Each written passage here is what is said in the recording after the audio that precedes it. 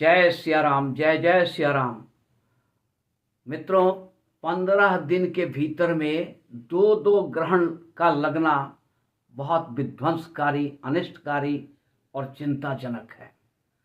ऐसा महाभारत के पहले हुआ था जिसमें लाखों लाख लोग मारे गए थे।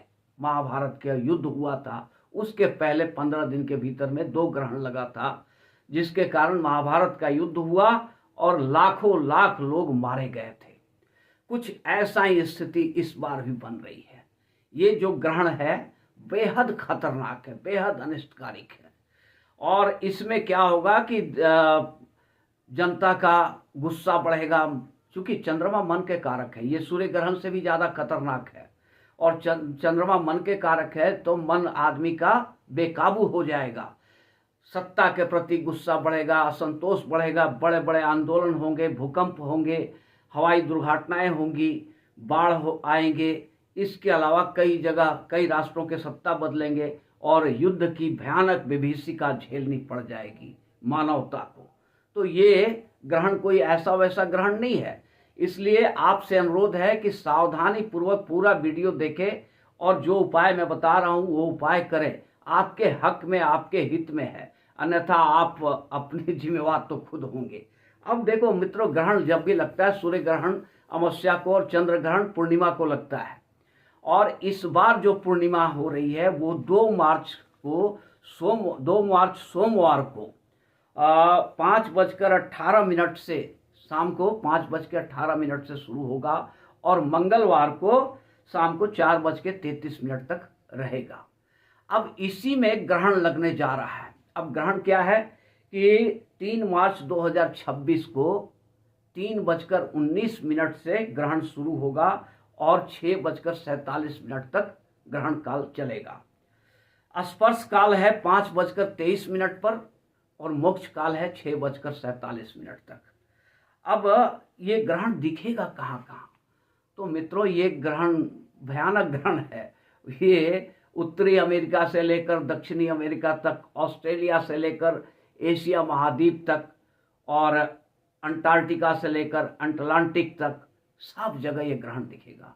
भारत में भी ये ग्रहण दृश्यमान है।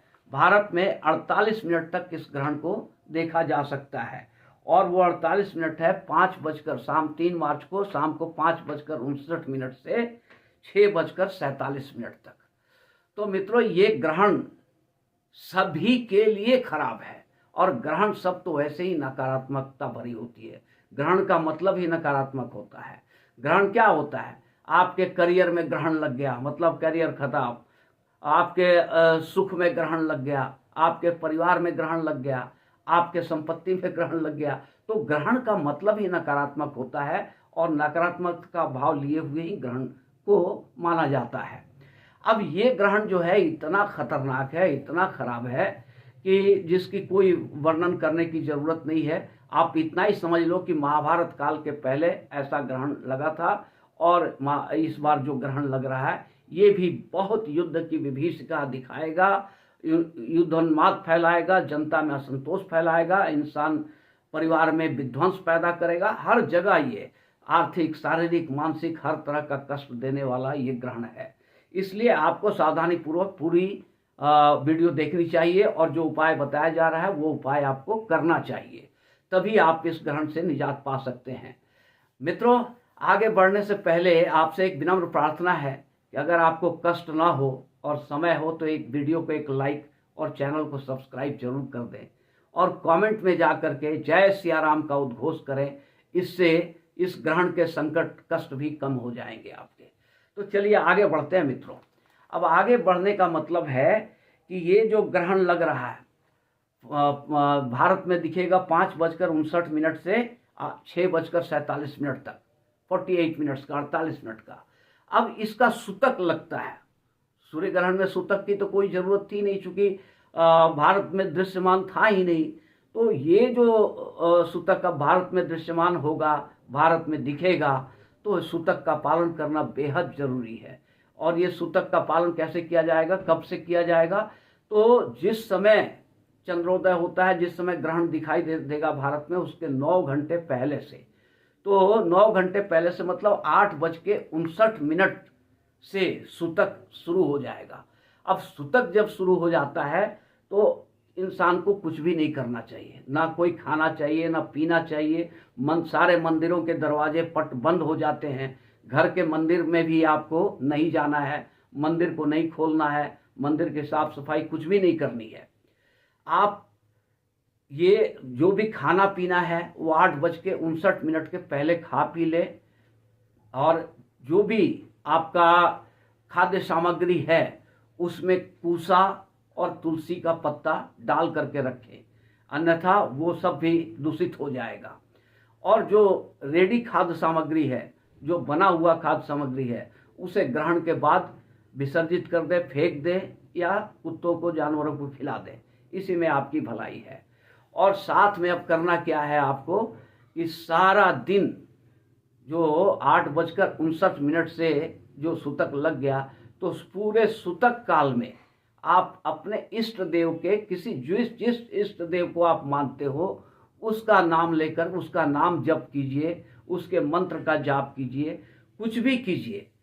अगर कुछ नहीं कर सकते हैं तो ओम आदित्याय नमः का जाप कीजिए। ये आप सारा दिन कोशिश कीजिए कि इस जाप को करते रहें, क्योंकि बहुत खतरनाक और बहुत भयंकर चंद्र ग्रहण है और आपकी मानसिक स्थिति निश्चित रूप से खराब हो जाएगी।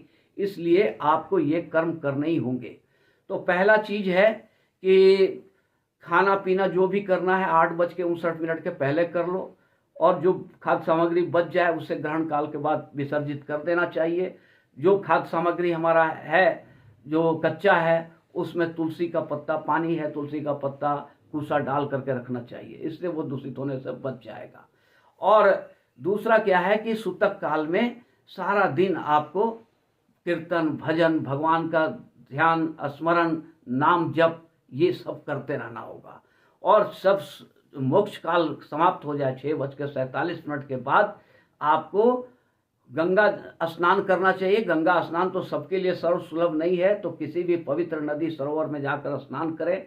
अगर वो भी संभव नहीं है तो अपने घर में ही गंगा जल मिला करके किसी बाल्टी में पानी ले और उसमें गंगा जल थोड़ा सा मिला करके और थोड़ी सी कूस डाल करके तब उस जल से स्नान करें। स्नान करने के बाद गरीबों को दान जरूर करें, ये दान ही महाकल्याण करेगा आपका। तो गरीबों को जो भी आपसे बन पड़ता है वो दान जरूर करें, भगवान आपका कल्याण करेंगे। नमो नारायण। मित्रों, ये वीडियो अच्छी लगी हो तो एक लाइक और चैनल को सब्सक्राइब जरूर कर दें।